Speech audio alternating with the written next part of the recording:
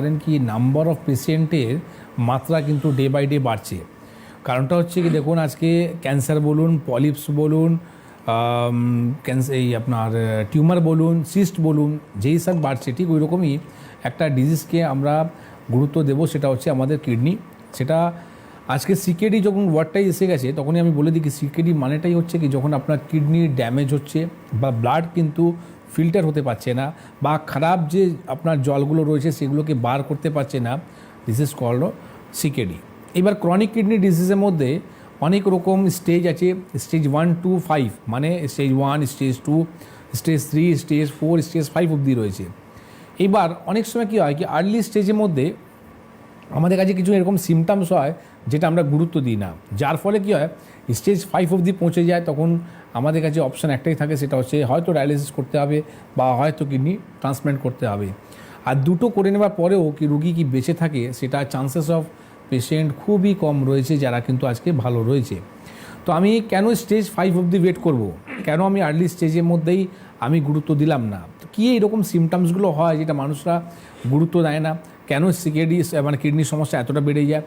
তো যে blood report আছে, ইউরিন রিপোর্ট আছে, সেগুলো তো অবশ্যই রয়েছে, কিন্তু তাছাড়াও আপনি বাড়িতে কি করে বুঝবেন কি আমার কিডনির সমস্যা কিন্তু আসতে চলেছে? এইবার কিডনির সমস্যা হয় কেন? কিডনির সমস্যা হওয়ার কারণটা হচ্ছে কি আমাদের শরীরের মধ্যে যে লাইফস্টাইল, সারাদিনের মধ্যে যে লাইফস্টাইলটা রয়েছে সেটা খুব ইম্পর্ট্যান্ট একটা পার্ট রয়েছে, যেখানে ব্লাড সুগার, ব্লাড প্রেশার এটা যখনই ফ্লাকচুয়েট করবে তখনই কিন্তু আপনার কিডনির উপরে অ্যাট্যাকটা করবে। তো আজকে যারা সুগারের ওষুধ খাচ্ছে, যারা প্রেশারের ওষুধ খাচ্ছে, যারা কোলেস্ট্রল ওষুধ খাচ্ছে, বা যাদের ফ্যামিলি হিস্ট্রি ছিল কিডনির সমস্যা ছিল, তাদেরকে খুব সাবধানে আপনাকে থাকতে হবে। কারণটা হচ্ছে কি সিকেডি হওয়া প্রথম কারণই হচ্ছে এই চারটে জিনিস।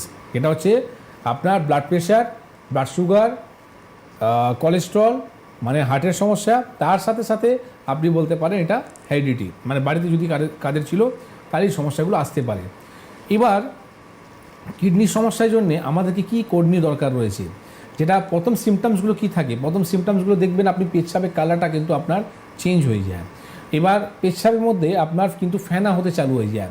ইউরিন কিন্তু আপনার ঠিক মতো যতটা আপনি জল খাচ্ছেন ততটা আপনি নোটিস করুন কি আপনার ততটা কিন্তু ইউরিন হচ্ছে কি না। যদি হচ্ছে না তাহলে সেই ফ্লুইডগুলো আপনার শরীরের মধ্যে জমতে থাকবে।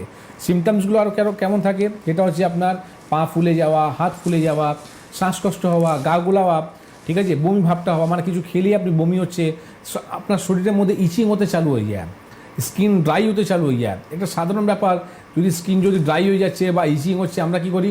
হয়তো কোনো রকম ডার্মাটোলজিস্টকে দেখাই বা আমার কোনো হয় চর্মরোগ এসছে, কিন্তু না, এইগুলো নয়। কিডনির সমস্যা প্রথম কারণ কী হচ্ছে এইগুলো। তখনই যদি আপনি গুরুত্ব দিতেন, তখনই যদি আপনি ইউরিন রুটিন চেক আপটা করতেন, মানে আমি বলবো কি আপনি ফার্স্ট যে কোনো প্যাথোলজিতে আপনি যাবেন, পেচ্ছাবে আপনি রুটিন রিপোর্টটা আপনি করাবেন। সেই রুটিন রিপোর্টের মধ্যে আপনি দেখবেন আপনার প্রোটিন কতটা বেরোচ্ছে, আপনার গ্লুকোজ কতটা বেরোচ্ছে, আপনার পাসেলস কতটা বেরোচ্ছে। তার মানেটা কি? তার মানেটা হচ্ছে কি আপনার যে প্রোটিনটা যে বেরোচ্ছে, কিডনি কিন্তু ফাংশনটা ঠিক মতন কাজ করছে না। তখনই যদি আপনি সিরিয়াস হয়ে আয়ুর্বেদে হাত ধরতেন বা এনডিপি আপনি হাত ধরতেন, তাহলে কিন্তু আপনার কিডনি যে ডায়ালিসিস করার জন্যে বা কিডনি ট্রান্সপ্ল্যান্ট করার দরকার পড়তো না। আচ্ছা, এবার